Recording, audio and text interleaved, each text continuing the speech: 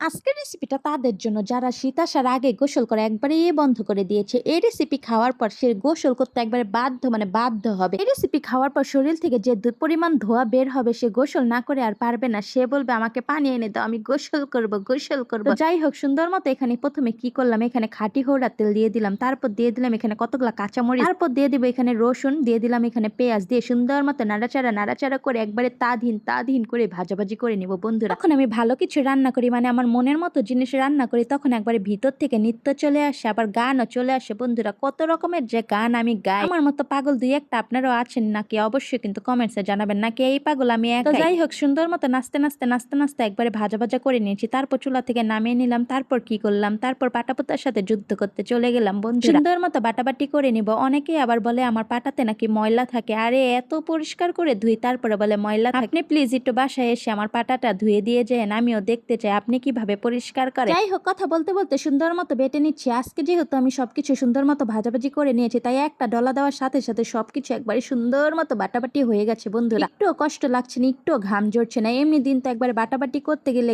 শরীর দিয়ে ঘাম ঝরতে ঝরতে ঝরতে ঝরতে শেষ হয়ে যায়। তো যাই হোক, আজকে কিন্তু একবারে সুন্দর মতো সবকিছু বাটাবাটি করে নিচ্ছে। আপনারা চাইলে ব্লেন্ডারও করে নিতে পারেন, কোনো সমস্যা নেই। কিন্তু জানেনই তো, পাটাপোতা দিয়ে ভর্তা বানালে সেই ভর্তা খেতে যে কত বেশি মজা হয়। সবার জন্য এত মজা করে রান্না করতে যে আমার অবস্থা হালুয়া টাইট হয়ে যায় বন্ধুরা। তাও যদি মানুষের মন পেতাম, সংসারে এত কিছু করি সবার জন্য, তাও মানুষের মন পাই না। অনেকেই আবার বলেন আমি নাকি বেশি কথা বলি, একবারে অতিরিক্ত কথা বলি। আসলে আমার বাসার মধ্যে কথা বলার মতো আমার কেউ নাই, মানে আমার মনের কষ্ট শেয়ার করার মতো মানুষের খুবই অভাব আমার জীবনে। তো যাই হোক, এই জন্য আপনাদের সাথে একটু পেঁচাল পারি। যাদের কাছে মনে হয় আমি একটু বেশি কথা বলি, তারা আমার ভিডিওটা মিউট করে দেখতে পারেন, কোনো সমস্যা নেই বন্ধুরা। যাই হোক বন্ধুরা, কতগুলো ধনিয়া পাতাও সুন্দর মতো বাটাবাটি করে নিলাম। বর্তমানে তো ধনিয়া পাতা ছাড়া কোনো কিছুই করা যাচ্ছে না।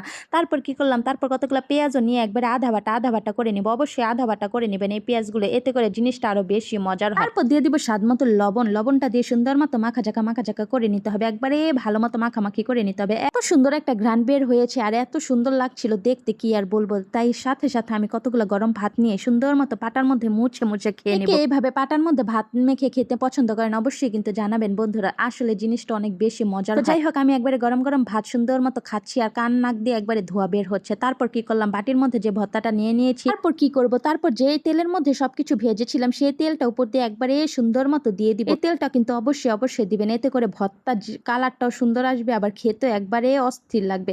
দেখেন, লুকিং লাইক একবারে ওয়াও হয়ে গেছে জিনিসটা, এত বেশি মজার হয়েছে। তারপর কি করব, তারপর গরম গরম ভাতের সাথে জামাইয়ের কাছেও নিয়ে গেলাম। জামাই দেখি আমার রেডি। জামাই কিন্তু প্রতিদিনই গোসল করে, তারও আজকে জামাইকে এই ঝাল ঝাল ভর্তাটা আমি খাওয়াবো। আমার জামাই আবার ঝাল একটু কমই খায়, কিন্তু আমি কিছু রান্না করলে সেটা শেষ অবশ্যই অবশ্যই ট্রাই করে ভালোবেসে। যাই হোক, জামাই কিন্তু খুবই মজা করে খাচ্ছে। আজকের ভিডিওটি ভালো লাগলে সবার সাথে শেয়ার করে দেবেন, লাইক কমেন্টস ফলো দিতে কিন্তু একটু ভুলবেন না। আল্লাহ হাফেজ।